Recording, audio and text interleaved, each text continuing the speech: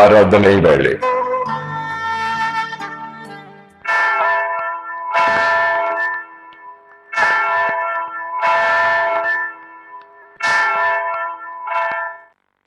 இறைமகன் இயேசு கிறிஸ்துவின் இணையற்ற நாமத்தில் இந்த ஆராதனை வேளை சிறப்பு நிகழ்ச்சிக்கு உங்கள் யாவரையும் வாழ்த்தி வரவேற்கிறோம். ஆண்டவராகிய இயேசு கிறிஸ்து நாமத்திலே உங்களை அன்போடு கூட இந்த கிறிஸ்துமஸ் 2025 ஆண்டு கிறிஸ்துமஸ் நாளிலே வாழ்த்துகிறோம். உங்களை ஆசீர்வதிக்கிறோம். ஆண்டவர் தாமே உங்களுக்கு ஆசீர்வாதத்தையும் சந்தோஷத்தையும் சமாதானத்தையும் இந்த நாளிலே தருவாராக. இந்த நாட்களிலே கிறிஸ்துவின் பிறப்பின் நற்செய்தியாக லூக்கா 2ஆம் அதிகாரத்தில் இருந்து சில வார்த்தைகளை உங்களோடு கூட பகிர்ந்து கொள்ள விரும்புகிறேன். 9வது வார்த்தையிலே, அவ்வேளையிலே கர்த்தருடைய தூதன் அவ்விடத்திலே வந்து நின்றான். கர்த்தருடைய மகிமை அவர்களை சுற்றிலும் பிரகாசித்தது. அவர்கள் மிகவும் பயந்தார்கள் என்று பார்க்கிறோம். இயேசு கிறிஸ்து பிறந்த நாளிலே வானத்திலிருந்து தூதர்கள் வந்தார்கள் அந்த செய்தியை அறிவிக்க. இன்றைக்கு ஒரு குடும்பத்தில் ஒரு மகன் பிறந்திருந்தால், பையன் பிறந்தால் சந்தோஷம் உண்டாகும். ஒரு மகள் பிறந்தாலும் சந்தோஷம் உண்டாகும். ஆனால் இங்கே இயேசு கிறிஸ்து இந்த உலகத்திலே தேவகுமாரனாக, மனுஷகுமாரனாக, மக்களுக்காக, ஜனங்களுக்காக வந்தது மிகுந்த சந்தோஷத்தை உண்டாக்கும் என்கிற நற்செய்தியை அவர்கள் அறிவிக்கிறார்கள். தேவதூதர்கள் இதோ எல்லா ஜனத்துக்கும் மிகுந்த சந்தோஷத்தை உண்டாக்கும் நற்செய்தியை நான் உங்களுக்கு அறிவிக்கிறேன். ஸோ சந்தோஷம் என்பது வேற, ஆனால் மிகுந்த சந்தோஷம் இயேசு கிறிஸ்து உங்கள் வாழ்க்கையிலே பிறப்பாரானால், இயேசு கிறிஸ்து உங்கள் உள்ளத்திலே, உங்கள் இல்லத்திலே வந்து அவர் பிறப்பாரானால் அந்த வாழ்க்கை மிகுந்த சந்தோஷத்தை உண்டாக்குற காரியமாக இருக்கிறது. ஒன்று. ரெண்டாவது, அவர்கள் பயந்தார்கள் என்று பார்க்கிறோம். அவர் தேவதூதர் சொல்றார், பயப்படாதீர்கள்.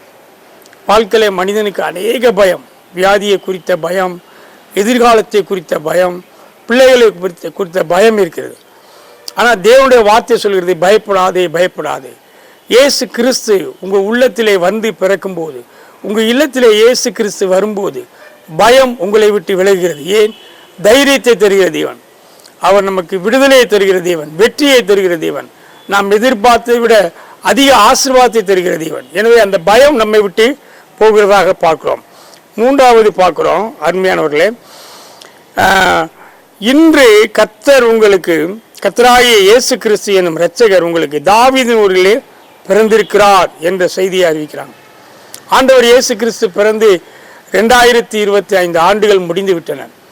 ஆனால் இன்றைக்கும் அவர் பிறந்து கொண்டிருக்கிறார். இந்த நாட்களிலே யாருடைய இடத்திலே? உங்கள் உள்ளத்திலே, உங்கள் இல்லத்திலே இயேசு கிறிஸ்துவை நீங்கள் ஏற்றுக்கொள்ளும் போது, இந்த கிறிஸ்துமஸ் நாட்களிலே அவரை என் தேவனாக, ஆண்டவராக, இரட்சகராக, அவர் எனக்கு கடவுளாக, அவர் எனக்காக சிலுவையில் இரத்த சிந்தி மரித்தார், எனக்காக உயிரோடு எழுந்து வந்தார் என்ற நல்ல வார்த்தையை, அந்த காரியத்தை விசுவாசித்து நீங்கள் உள்ளத்திலே ஏற்றுக்கொள்ளும் போது ஆண்டவர் உங்கள் உள்ளத்திலே வந்து பிறக்கிறார். அப்பொழுது இந்த காரியங்கள் உங்களுக்கு உண்டாகிறது நம்ம பார்க்கிறோம். இன்னொன்று, அவர் சொல்லுகிற காரியம், உன்னதத்திலே தேவனுக்கு மகிமையும், பூமியிலே சமாதானமும், மனுஷன் மேல் பிரியமும். இது முக்கியமான காரியம்.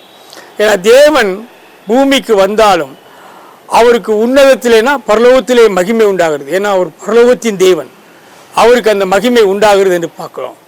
அவருக்கு தான் அந்த மகிமை, கனம், துதி, மகிமை, புகழ் எல்லாம் கர்த்தராகிய இயேசு கிறிஸ்துக்கு தான் நம்ம செலுத்த முடியும். அப்படி செலுத்தும் போது மனுஷன் மேல் என்ன உண்டாகிறது? பிரியம் உண்டாகிறது. மனிதன் கடவுளுக்கு விரோதமாய் பாவம் செய்தான் ஆதி முதல் இன்று வரை. ஆனால் தேவன் என்ன செய்கிறார்? தேவனை ஏற்றுக்கொள்ளும் போது, தேவனை இரட்சகராக அறிந்து கொள்ளும் போது அவருடைய வாழ்க்கையிலே அந்த காரியம் என்ன உண்டாகிறது? அவர்கள் மேல் தேவன் பிரியமாகிறார். அப்போ என் மேல் தேவன் உங்கள் மேல் பிரியமாகும் போது நமக்கு உண்டான எல்லாவற்றையும் அவர் என்ன செய்கிறார்? ஆசீர்வாதமாய் கொடுக்கிறார். அது மட்டுமல்ல, சமாதானம் உங்களுக்கு உண்டாகிறது என்று பார்க்கிறோம். யோவான் 14:27 சொல்றார், என்னுடைய சமாதானத்தை உங்களுக்கு தருகிறேன். உலகத்தில் எத்தனையோ மனிதர்கள், எத்தனையோ கோடீஸ்வரர்கள், எத்தனையோ தொழிலதிபர்கள், எத்தனையோ சினிமா நடிகர்கள் வாழ்க்கையில எல்லாம் இருந்து ஒன்றே ஒன்று இல்லை, என்ன? சமாதானம் இல்லை, சந்தோஷம் இல்லை. அவங்களுடைய வாழ்க்கையில உண்மையான சந்தோஷம் இல்லை, உண்மையான சமாதானம் இல்லை. அது யார் தர முடியும்? இயேசு கிறிஸ்து. அதை கொடுப்பதற்கு தான் இந்த உலகத்திலே அவர் வந்து பிறந்தார். என்னுடைய சமாதானத்தை தருகிறேன்னு சொல்றார். அவருடைய சமாதானம் நிலையான சமாதானம், அவருடைய சமாதானம் உண்மையான சமாதானம் என்று பார்க்கிறோம். அந்த சமாதானம் உங்களுடைய வாழ்க்கையிலே வரும்போது நீங்கள் வாழ்க்கையில எல்லா நன்மைகளையும் பெற்றுக்கொள்ள முடியும்.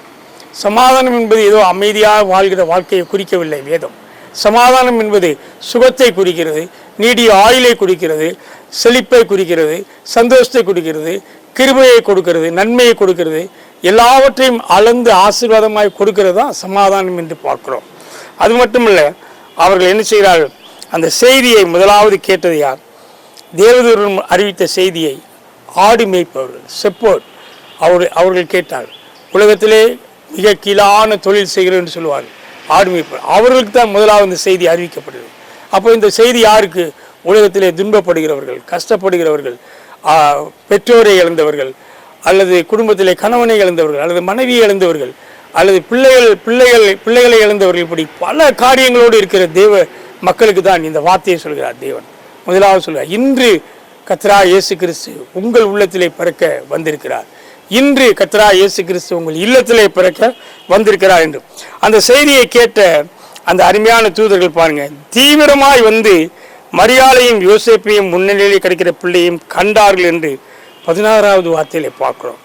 எனக்கு அன்பானவர்களை, தீவிரமாய் இன்னைக்குள்ள காலத்திலே தீவிரமாய் அநேக காரியங்கள் நடக்குது. உலகத்துக்கான காரியங்கள் மிக தீவிரமாக நடக்கிறது இல்லையா? இன்டர்நெட் காரியங்கள், மற்ற பண விஷயங்கள், பணத்தை எப்படி சம்பாதிக்கலாம், எப்படி பதவியை அடைந்து கொள்ளலாம், எப்படி உயர்வை அடைந்து கொள்ளலாம் என்று தீவிரப்படுத்துகிறார்கள். நான் தவறு என்று சொல்லவில்லை. ஆனால் தீவிரமாய் தேவனை தேடுகிறார்களா? தீவிரமாய் கர்த்தராகிய இயேசு கிறிஸ்துவை அறிந்து கொள்ள விரும்புகிறார்களா? அவருடைய வார்த்தையை அறிந்து கொள்ள விரும்புகிறார்களா? அதுதாங்க முக்கியம். இன்னைக்கு யாருடைய குடும்பத்திலேயோ, எந்த தேசத்திலேயோ, எந்த மனிதனுடைய வாழ்க்கையிலோ தீவிரமாய் தேவனை அறிந்து கொள்ள அவர்கள் முற்படும் போது, தேவனை கண்டறியத்தக்க சமயத்திலே தேடுங்கள் என்று ஏசாயா 55:6 சொல்கிறார். இது இரட்சணிய நாள், இது தேவனை கண்டறியத்தக்க நாள்.